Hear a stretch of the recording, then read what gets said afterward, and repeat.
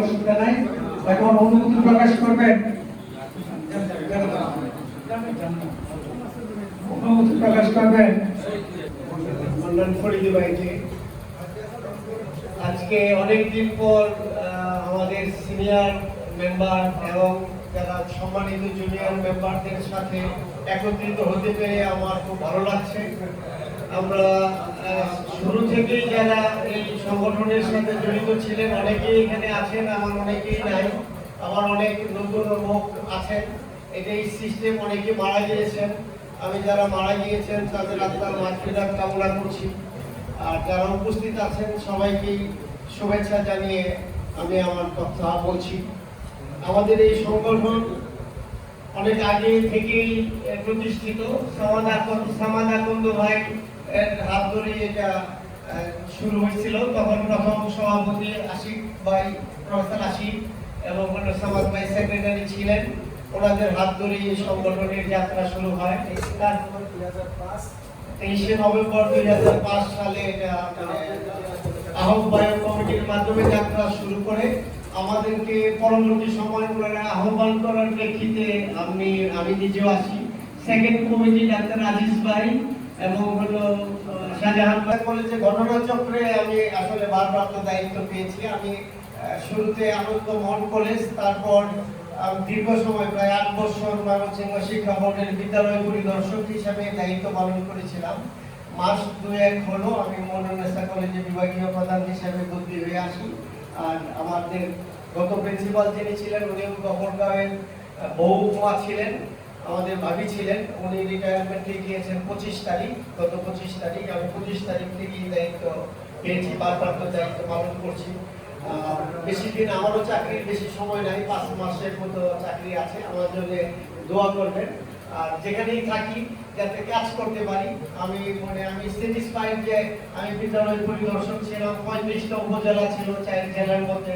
আমি সব জায়গায় কাজ করার সুযোগ পেয়েছিলাম। আমি তৃপ্তি সহকারে কাজ করেছি এবং আমি নিজেকে তৃপ্ত মনে করি।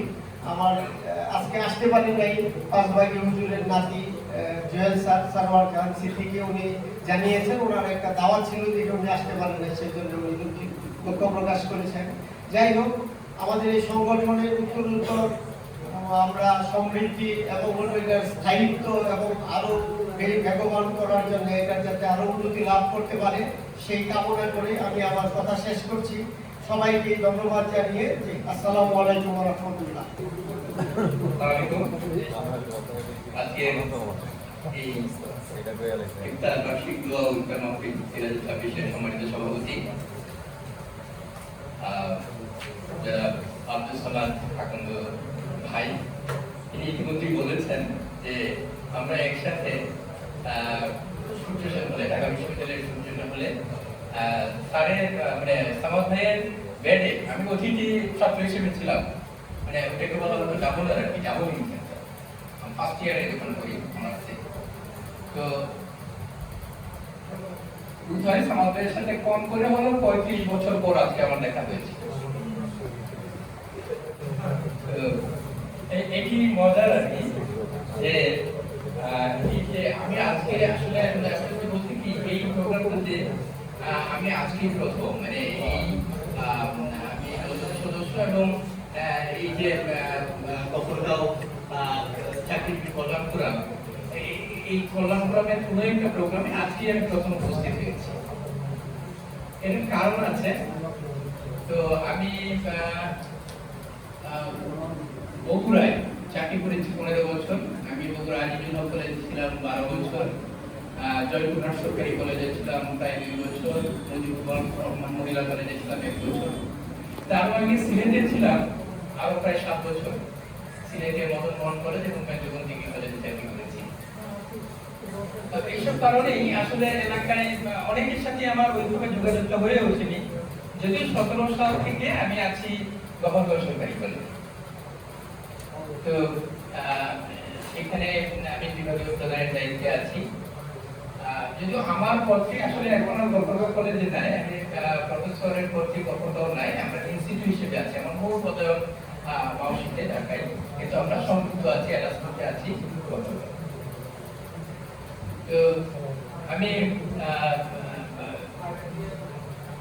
মানে সম্মানিত সভাপতি এবং আমাদের খোকা ভাইয়ের সাথে আমার অনেক আগে পরিচয় হয়েছে। উনি বলে السلام عليكم ورحمة الله وبركاته. إن الحمد لله والصلاة والسلام على رسول الله صلى الله عليه وسلم.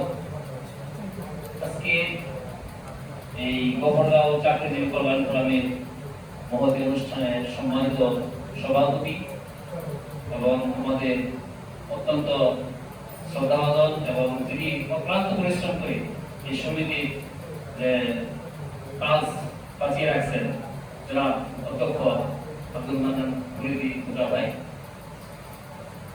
উপস্থিত আমাদের গভর্নরে বিভিন্ন এলাকার কৃতি সন্তান সদস্য, সম্মানিত সদস্যবৃন্দ, আমি সত্যি বলতে যে সম্মান আমাকে দেওয়া হয়েছে আমি আসলে পুরাটাই যোগ্য না। কারণ হচ্ছে আমি প্রিন্সিপাল দায়িত্ব পালন করছি ভারপ্রাপ্ত হিসেবে, বর্তমানে আমি ভারপ্রাপ্ত দায়িত্ব নাই। প্রিন্সিপাল ছিলাম আমি দীর্ঘ 16 মাস, এখন আবার আমি আমার শপথে টিচার হিসেবে গেছি।